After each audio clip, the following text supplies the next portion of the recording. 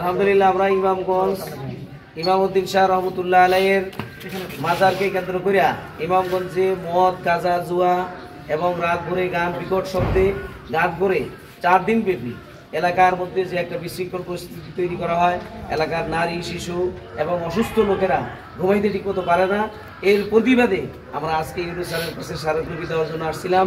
উনি আমাদের কথাকে খুব গ্রহণযোগ্য, খুব মনোযোগ সহকারে শুনছেন এবং আমরা ওনাকে বলেছি যদি এই গান বাদ্য ইত্যাদি যেগুলো অনিসলামিক কার্যকলাপ এবং রাষ্ট্রীয়ভাবে যেগুলো রাষ্ট্রীয়ভাবে নিষিদ্ধ এই কার্যকলাপ যদি উনি ব্যবস্থা নেয় তো আলহামদুলিল্লাহ উনি ব্যবস্থা নেবেন, উনি আমাদেরকে আশ্বাস দিয়েছেন।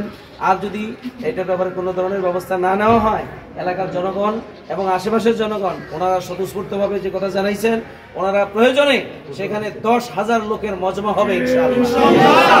10,000 লোকের মজমা হবে, সেখানে ইনশাআল্লাহ আমরা এই ব্যাপারে ব্যবস্থা নিব।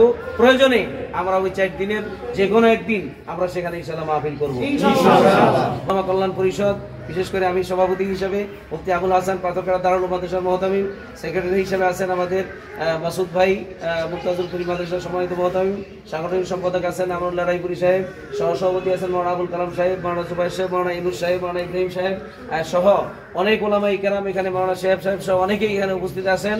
বিশেষ করে বাসাইল ইউনিয়নের আমরা শুধু বাসাইল ওলামা কল্যাণ পরিষদই নয়, আমি হেফাজতে ইসলামের থানা সেক্রেটারি হিসাবে আমি আজকে এটা ঘোষণা করতে চাই, হেফাজতে ইসলামের পুরা জেলার আমাদের সকল কর্মকর্তাদের সাথেও আমার আলোচনা হয়েছে, বিশেষ করে আমাদের পীর সাহেব হুজুরের সাথেও আলোচনা হয়েছে, হুজুরের ছেলে ওয়াদুল্লাহ কাসিমি সাহেব সহ আমরা সকলের সাথে আলোচনা করেছি। আমরা প্রয়োজন হলে পুরা জেলা থেকে ওলামায়ে কেরাম ডেকে এখানে ইনশাআল্লাহ আমাদের দাবি ইমামগঞ্জের এই গান যে ইমামউদ্দিন শাহকে কেন্দ্র করে যে গান এবং অনিসলামিক কার্যকলাপ, মদ, গাঁজা, জুয়ার আসর যা ঘটে এগুলো অবশ্যই বন্ধ করতে হবে, অন্যথায় সেখানে বড় ধরনের ঘটনা ঘটতে পারে। এটা আমরা আমাদের ইউনূস স্যারকেও জানাইছি, উনি আমাদেরকে আশ্বাস দিয়েছেন ইনশাআল্লাহ এটার ব্যাপারে উনি ব্যবস্থা নেবেন। 20 তারিখ থেকে শুরু হবে, 21 তারিখ থেকে 4 দিন, 20, 21, 22, 23 এরকম 4 দিন হবে। আমরা যদি সেটা বন্ধ না হয় সেখানে ইনশাআল্লাহ ওয়াজ মাহফিল হবে ইনশাআল্লাহ।